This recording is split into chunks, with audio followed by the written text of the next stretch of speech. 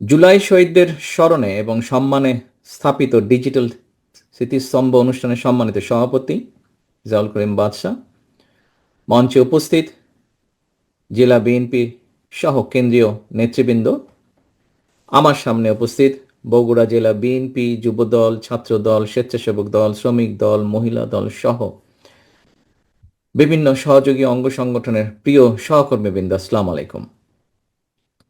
আসসালামু আলাইকুম। আমার বক্তব্যের প্রথমেই আমি শহীদ ওসমান হাদির আত্মার মাগফিরাত কামনা করছি। প্রিয় সহকর্মীবৃন্দ, আমাদের যে এই আজকের অনুষ্ঠানটি, এই অনুষ্ঠানটি কি আমরা নাম কি দিয়েছি? আমরা নাম দিয়েছি যে জুলাই শহীদদের স্মরণে স্থাপিত ডিজিটাল স্মৃতিস্তম্ভ। জুলাই আন্দোলনে আমরা আমাদের যে সকল ভাইদেরকে হারিয়েছি, যারা শহীদ হয়েছেন, স্বাভাবিকভাবেই তারা এই প্রজন্মের তরুণ সদস্য ছিলেন। এই প্রজন্মের বা এই যুগের অন্যতম আবিষ্কার বা অন্যতম খুব পপুলার একটি মাধ্যম হচ্ছে আইটি মাধ্যম, ইন্টারনেট যেটিকে আমরা বলি। স্বাভাবিকভাবেই এই ইন্টারনেটের সাথে আমাদের তরুণ প্রজন্ম যারা এখন, তাদের একটা খুব নিবিড় সম্পর্ক রয়েছে। কিন্তু এই ইন্টারনেটের একটি হয়তো সমস্যা রয়ে গেছে, সেটা হচ্ছে ব্যয়বহুল। সবার জন্য অনেক সময় এফোর্ড করা সম্ভব হয়ে ওঠে না। আবার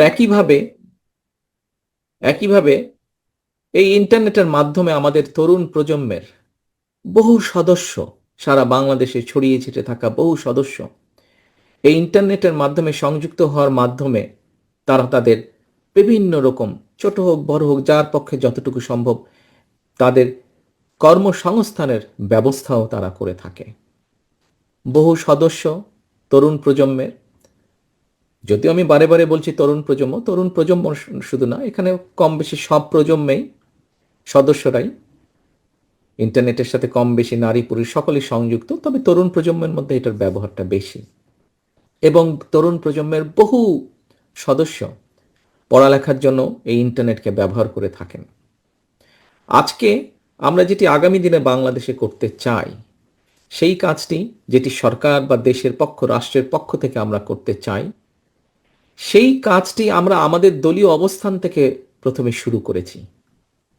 দলীয় অবস্থান থেকে আমরা এই জন্য শুরু করেছি যে আমরা যেটা চাই করতে, যেটা বলি আমরা, সেটি আমরা নিজেরা প্রথমে চেষ্টা করি।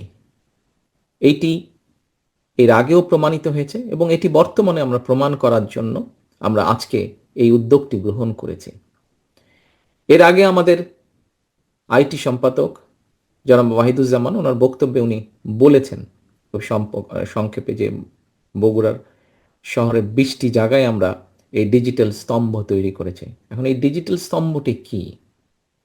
ডিজিটাল স্তম্ভটি হচ্ছে আমরা ইন্টারনেটের সুবিধাটা যাদের জন্য ব্যয়বহুল বা কষ্টকর, যাদের পেতে সমস্যা হচ্ছে ইন্টারনেট কানেকশন, তাদের জন্য আমরা এই ব্যবস্থাটা করতে চাইছি। আমাদের আগামী দিনের যে লক্ষ্য, সেটি হচ্ছে ইনশাল্লাহ আল্লাহর রহমতে আগামী নির্বাচনে বাংলাদেশ জাতীয়তাবাদী দল বাংলাদেশের মানুষের সমর্থনে ইনশাল্লাহ সরকার গঠনে সক্ষম হলে আমরা এই ইন্টারনেট সেবাটাকে আরও ইজি করে আনতে চাই মানুষের জন্য, বিশেষ করে তরুণ প্রজন্মের জন্য। একটু আগেই যেই কথাটি আমি বলেছি যে এই ইন্টারনেট কানেকশনের সাথে বা এটার ইন্টারনেটের ইন্টারনেট ফ্যাসিলিটির মাধ্যমে বহু তরুণ প্রজন্মের বহু সদস্য বিভিন্নভাবে কর্মসংস্থানের ব্যবস্থা করে থাকে। এই বিষয়টি যাতে আরও ইজি করা সম্ভব হয়, যেমন আজিল হক কলেজে যে কানেকশনটা দেওয়া হয়েছে, এটি ফ্রি কানেকশন। এটিতে সেখানে লগ ইন করার জন্য স্বাভাবিকভাবেই কয়েকটি প্রসিজিওর থাকবে। এই প্রসিজিওরটি ফিল আপ করার পরে যে কোনো সদস্য 1 থেকে 1.5 ঘন্টা ফ্রি ইন্টারনেট পাবে। এখন আপনারা হয়তো প্রশ্ন করতে পারেন শুধু 1-1.5 ঘন্টাই পাবে? না, 1-1.5 ঘন্টা পাবে না। 1 ঘন্টা বা 1.5 ঘন্টা পরে সেটা ডিসকানেক্ট হয়ে যাবে। তখন আবার নতুন করে সে ওটাতে লগ ইন করতে পারবে। অর্থাৎ তার যতক্ষণ সময় সেটি করতে পারবে এবং এটির জন্য তাকে কোনো পে করতে হবে না। এর মাধ্যমে কি হবে, যারা ছাত্রছাত্রী তারা তাদের ইন্টারনেট সংক্রান্ত যেগুলা পড়ালেখার বিষয় আছে সেই কাজগুলো তারা সম্পন্ন করতে পারবে।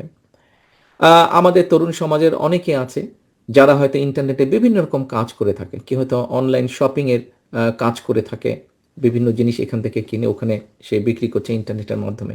কেউ হয়তো ডিজাইনিংয়ের কাজ করে থাকে, কেউ হয়তো ডাটা প্রসেসিংয়ের কাজ করে থাকে, কেউ হয়তো কল সেন্টারের কাজ করে থাকে। অর্থাৎ এই মানুষগুলোকে যতটুকু সম্ভব একটু হলেও সুবিধা তৈরি করে দেওয়া, যাতে তাদের কাজের জন্য কিছুটা সুবিধা হয়।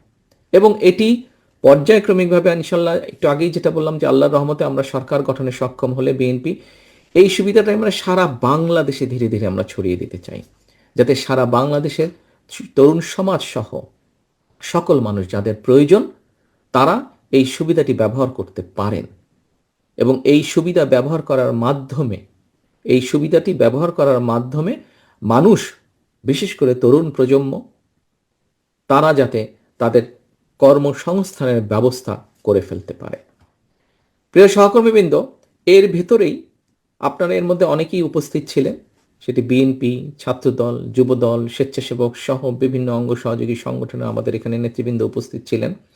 আমরা কতগুলো বিষয় আগামীতে আমরা ইনশাল্লাহ সরকার গঠন করতে পারলে আমাদের যে 31 দফা আছে, 31 যেই দফাটি আমরা প্রায় 2.5 বছর আগে জনগণের সামনে উপস্থাপন করেছিলাম, তার ভিতরে অনেকগুলো বিষয় আছে। সেখানে সাংবিধানিক বিষয় আছে, সেখানে আইনগত বিষয় আছে, সেখানে মানুষের কর্মসংস্থানের বিষয় আছে, মানুষের স্বাস্থ্য চিকিৎসা, সেখানে নারীদের এম্পাওয়ারমেন্টের বিষয় আছে, সকল কিছু আছে।